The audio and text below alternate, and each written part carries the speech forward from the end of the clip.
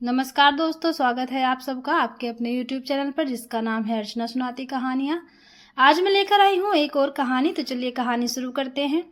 मुंबई से अभी सुबह ही लौटे हैं। गेट का ताला खोलते हुए एक सुखद एहसास हो रहा है।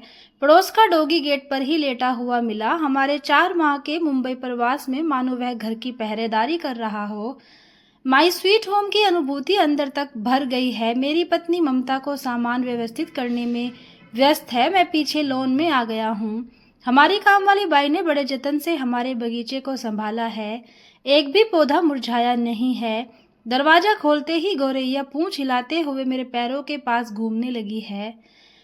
अपनी चिरपरिचित प्याली में दाना पानी खोज रही है। गौरैया जी, अभी तो आपको निराश ही होना पड़ेगा, क्योंकि तुम्हारी मालकिन को अभी समय ही कहाँ मिला है जो तुम्हारी प्यालियों को दाने पानी से भर सके। प्लीज अभी लौट जाइए, कल तक सब कुछ पहले की तरह मिलेगा तुम्हें। गौरैया तुरंत उड़ गई, मानो उसे सब समझ आ गया है।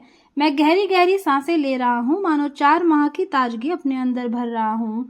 सामने के घर से प्रभा एक थर्मस में चाय बनाकर ले आई है। मेरी पसंद के बिस्किट भी साथ में हैं। आंटी अंकल, पहले आप चाय पी लीजिए, बाद में सब काम करिएगा।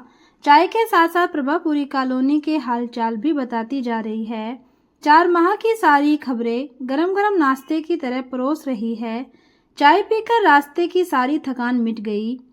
आंटी, आज आप खाना मत बनाइएगा, मैं लेकर आऊंगी। हाँ, आंसू को भेजकर आपकी मैरी को बुलवा देती हूँ, वह आपकी सहायता करेगी। आप तब तक फ्रेश हो जाइए, मैं नाश्ता ले आती हूँ। प्यार प्रभा के प्यार से अभी हम अभिभूत ही थे कि पड़ोस से मंजू नाश्ते एवं खाने का निमंत्रण लेकर आ गई। बड़े प्यार एवं सम्मान से उसने हमारा अभिवादन किया। पूरी लेन वालों ने हमें बहुत मिस किया। यह बात तो बिना बताए ही हमें स्पष्ट समझ आ रही थी। हमारे पड़ोसी हमें अपनों से भी अधिक प्यार करते हैं। एक एक करके सभी मिलने आए।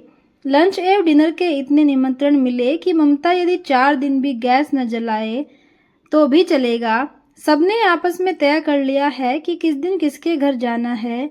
चलो, इतने दिन में तो ममता सब व्यवस्थित कर ही लेगी।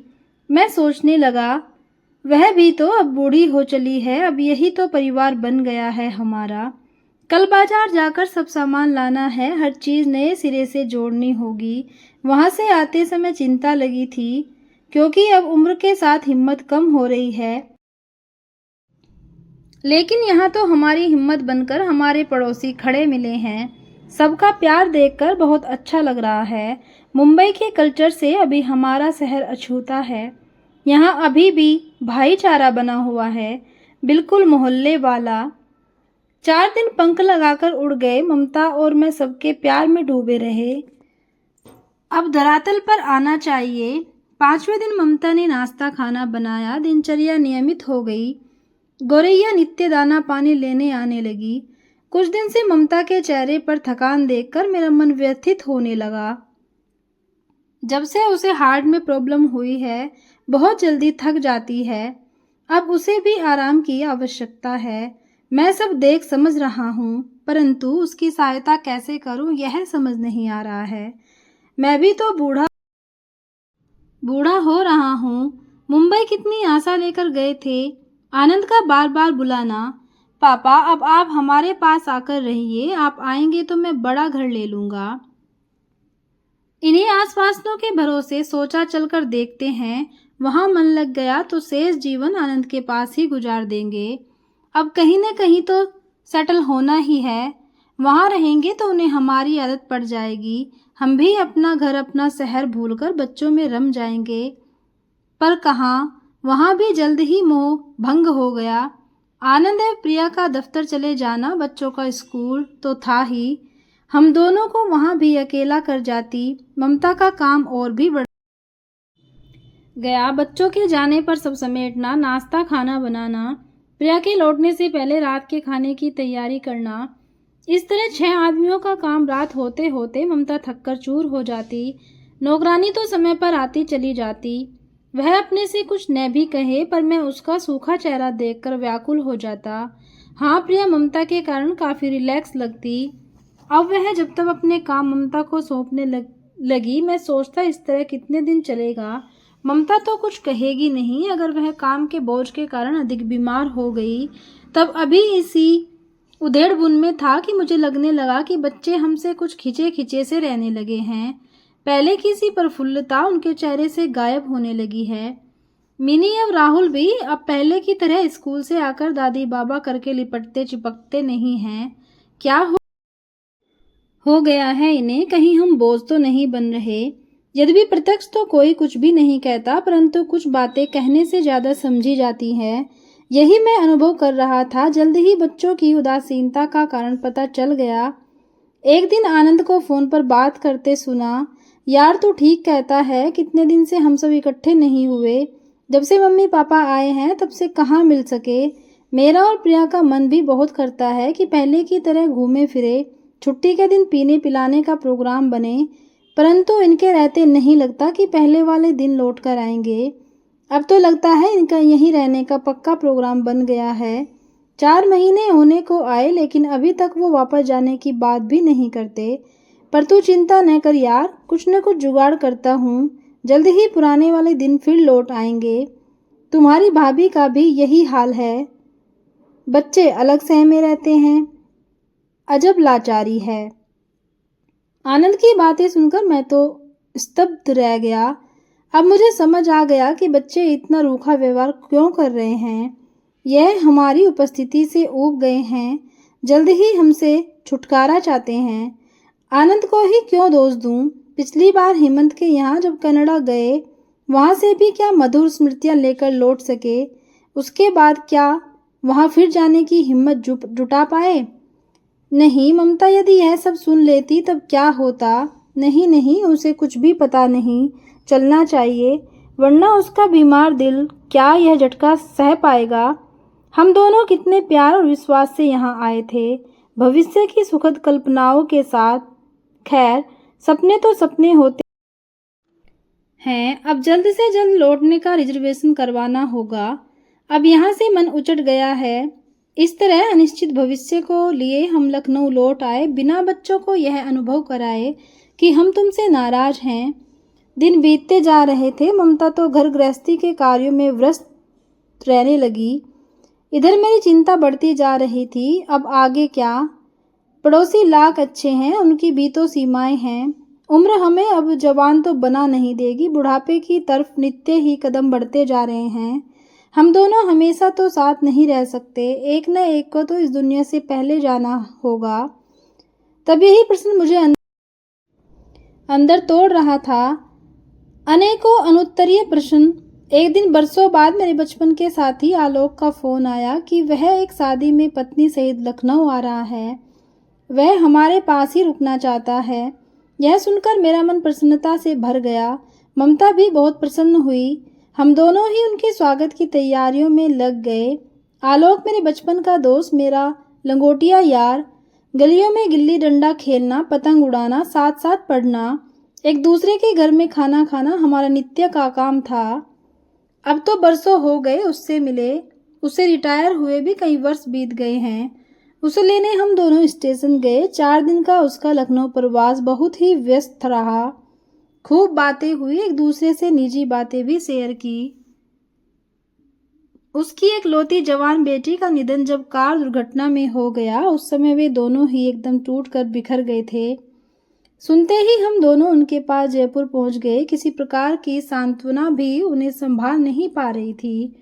उनके आंसू थमते ही नहीं थे। ईश्वर जब दुख देता है तब वही संभालता भी है। समय के साथ साथ वह भी संभले। आलोक काम पर जाने लगा। भाभी ने घर के काम में और गरीब बच्चों को पढ़ाने में खुद को व्यस्त कर लिया। आजकल कहाँ रह रहे हो? पूछने पर उसने जो कुछ बताया वह मेरे भविष्य के निर्णय के लिए विचारहीन प्रश्न बन गया। उसने बताया कि मैंने जयपुर वाला घर बेचकर जामनगर के एक वृद्धाश्रम में घर खरीद लिया है। उसके एक साथी भी पहले से वहां रहते थे। उनकी मजबूरी यह थी कि 4-4 बेटों के रहते हुए बेटों के पास माँ बाप के लिए न समय था न प्यार। उन्होंने ही उसे आश्रम में रहने को प्रेरित किया। उसने बताया, यार बड़ा विराट और भव्य आश्रम है जो कई एकड़ में फैला है। अनेकों वृद्ध दंपत्ति वहाँ शानदार तरीके से अपना जीवन व्यतीत कर रहे हैं। ऐसा भी नहीं है कि सब अपने बच्चों से तिरस्कृत ही हों। कुछ लोग तो परिस्थितिवश बच्चों की सहमति से वहाँ रह रहे हैं। समय समय पर उनके बच्चे भी वहाँ आकर रहते हैं। वे भी बाहर आ जा सकते हैं, किसी प्रकार की कोई बंदिश नहीं है। शिवा की मृत्यु के बाद हमें तो इसी आश्रम ने संभाला, वरना हम तो बिल्कुल अकेले पड़ गए थे। आश्रम क्या है, एक व्रत परिवार है जहाँ सब अपनी अपनी संस्कृति और आस्था के साथ रहते हैं। जाति धर्म का कोई बंधन नहीं। आलोक सब बताते हुए काफी भावुक हो गया।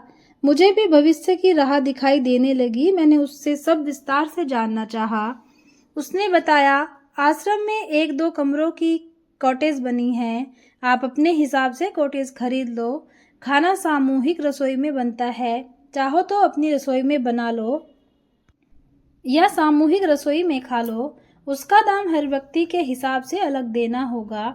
यदि वहाँ की कॉटेज पसंद न हो तो जमीन आश्रम से खरीदकर अपनी पसंद का घर बनवा लो। मैंने तो जयपुर का घर बेचकर 2 कमरे बनवा लिए हैं। बचा पैसा भविष्य के लिए बैंक में डाल दिया है। पेंशन तो है ही। हम तो वहाँ बहुत प्रसन्न और सुरक्षित हैं। हाँ, एक बात है, आप दोनों के बाद आपका घर आश्रम की संपत्ति होगा। आपका अधिकार केवल आपके जीवन काल में ही होगा। आश्रम के अपने कुछ नियम भी हैं, जैसे शाकाहार का पालन करना, सुबह शाम वहाँ की गतिविधियों में सम्मिलित होना, प्रार्थना में जाना, सत्संग में शामिल होना, योगा प्राणायाम करना। बीमार पड़ने पर वहाँ पर छोटा सा अस्पताल भी है। जरूरत पड़ने पर बड़े अस्पताल ले जाने की व्यवस्था भी है। मुझे तो भाई बहुत अच्छा लग रहा है। तुम जब वहाँ जाओगे तब सब अपनी आंखों से स्वयं देख लेना। तुम्हारा मन प्रसन्न न हो जाए तो कहना। अपने मन की बातें आलोक के साथ साझा करने में मुझे जरा भी संकोच नहीं हुआ। मेरे मुंबई प्रवास की बातें जानकर उसने मुझे यही सलाह दी कि हम दोनों को भी वहीं आकर रहना चाहिए। इसमें बच्चों का भी कोई दोष नहीं है। आजकल की दिनचर्या ही ऐसी बन गई है कि माता पिता के लिए उनकी गृहस्थी में कम ही स्थान निकल पाता है। फिर वहां रहकर तुम बच्चों से अलग कहाँ हो रहे हो। जैसे वह लखनऊ आते हैं, अब जामनगर आएंगे। तुम भी उनके पास जब चाहो जाकर रहो। आश्रम के द्वार सदा तुम्हारे लिए खुले हैं। फिर हम दोनों तो हैं ही। उसकी बातों से मैं काफी आश्वस्त हो गया। अब बस ममता से बात करके भविष्य की राह निश्चित करनी थी। मेरे मन में दृढ़ निश्चित आकार लेने लगा। आलोक के जाने के बाद मैंने सब बातें ममता को बताई। इसी संदर्भ में मुझे मुंबई में घटी घटना से भी उसे अवगत कराना पड़ा। सुनकर वह स्तब्ध रह गई, लेकिन उसने धैर्य दिखाते हुए सोचने का समय मांगा। 2 दिन बाद उसने मेरे निर्णय से सहमति जताई। मुझे लगता है कि वह खुद भी बच्चों के व्यवहार से दुखी थी। मुझसे उसने कभी परेशानियां शेयर नहीं की। अगर एक बार बच्चों से पूछ लेते। उसने दबी आवाज में प्रस्ताव रखा, जिसे मैंने दृढ़ता से ठुकरा दिया। हम सब व्यवस्था करके दोनों बच्चों को सूचित भर करेंगे। मेरा निश्चय अटल है। मकान बेचने के लिए मैंने एक प्रॉपर्टी डीलर से बात कर ली। उसने जल्दी ही कोई ग्राहक बताने को कहा। इस बीच हम जामनगर जाकर आश्रम की सारी व्यवस्था स्वयं देख आए। वह सब बहुत ही व्यवस्थित था, बल्कि उसके बताए हुए से भी कहीं अधिक। 2 कमरों की एक कॉटेज ममता को पसंद आई। उसे संवारने का जिम्मा आलोक ने ले लिया। आश्रम से लौटकर हेमंत एवं आनंद को फोन पर सब बातें विस्तार से बता दी। प्रतिक्रिया तो होनी ही थी, वह हुई भी। दोनों ही परेशान लगे। उन्होंने अपने निर्णय पर पुनर्विचार करने का अनुरोध किया, लेकिन मैं बार बार अतीत के कटु अनुभवों को दोहराने को तैयार नहीं था। ममता भी एक बार तो बच्चों के आग्रह से विचलित लगी। इस बात की क्या गारंटी थी कि भविष्य में फिर से वह सब नहीं दोहराया जाएगा। भविष्य में तो हम दोनों और अधिक अशक्त भी होंगे। अब इतना आगे बढ़कर निर्णय बदलना असंभव था। अतः विनम्रता से बच्चों का प्रस्ताव हमने ठुकरा दिया। लखनऊ को अंतिम विदा करने की हम भरे मन से तैयारी करने लगे। पड़ोसियों और मित्रों ने भी क्या कम प्रयत्न किए हमें अपना निर्णय बदलने के लिए। मैं अपने निर्णय पर अडिग था, अतः भरे मन से वह सब हमें विदाई देने की तैयारी में लग गए। तो दोस्तों, ये थी एक छोटी सी इमोशनल कर देने वाली स्टोरी। उम्मीद करती हूँ आपको पसंद आई होगी। पसंद आई तो एक लाइक ज़रूर करना और कमेंट भी करना।